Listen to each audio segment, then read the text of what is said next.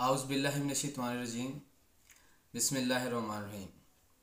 दुरूद पाक हज़रत मोहम्मद सल्लल्लाहु अलैहि वसल्लम और आपके आले पाक पर।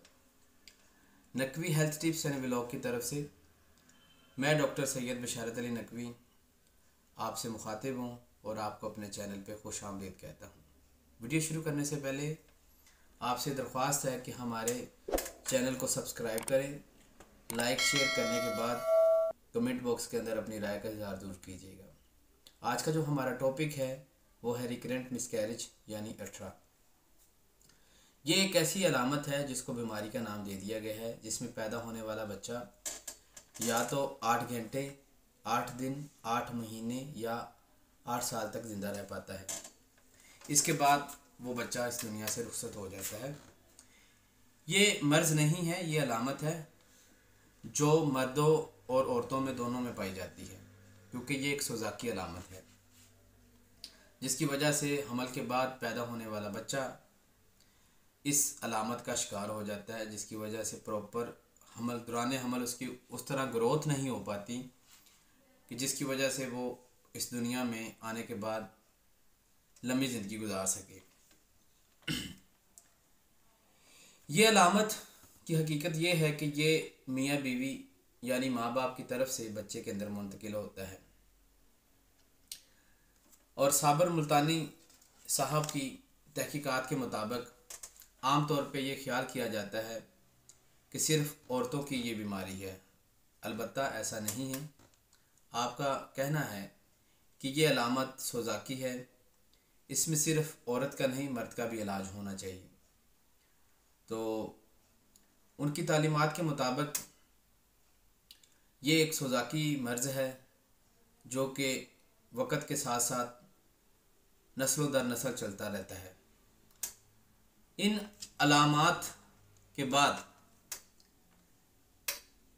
औरत के अंदर जो तब्दीलियां आती हैं, जिसकी वजह से हम ये अग्ज़ाम कर सकते हैं कि आया औरत के अंदर ये अलामात पाई जाती हैं, क्या ये अठरा की मरीज़ा तो नहीं है।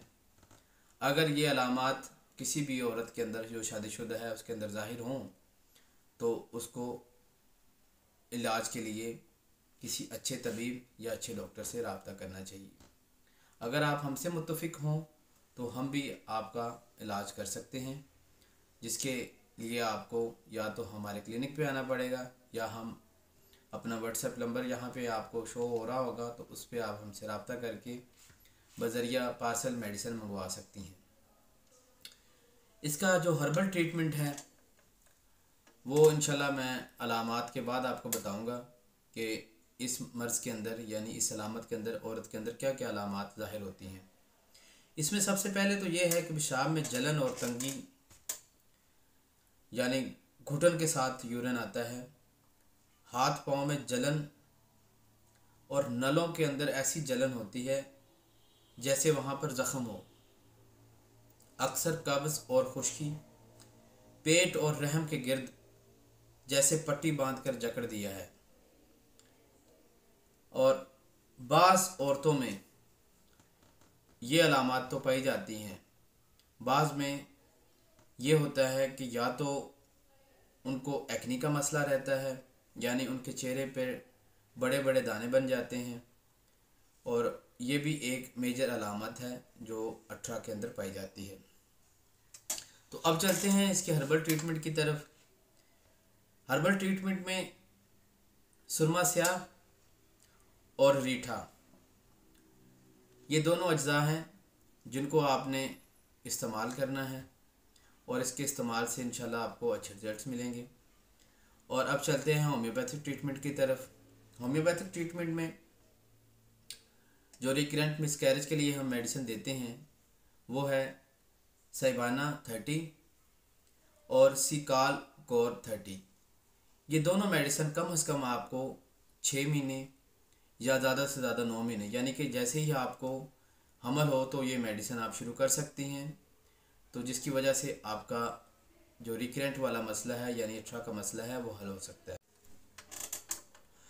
और अगर आप हमको भी इस काबिल समझें कि हम आपका इलाज करें तो आप हमारे दिए गए व्हाट्सएप नंबर पे रब्ता करें اور انشاءاللہ ہم آپ کو خلوص دل سے اچھا ٹریٹمنٹ دیں گے۔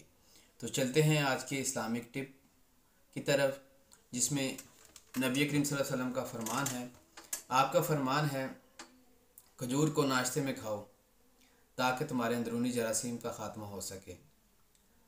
ویڈیو دیکھنے کے لیے شکریہ۔ انشاءاللہ ہم اسی طرح کی بہترین اور مفید ویڈیو آپ کے لیے لاتے رہیں گے۔ اللہ حافظ۔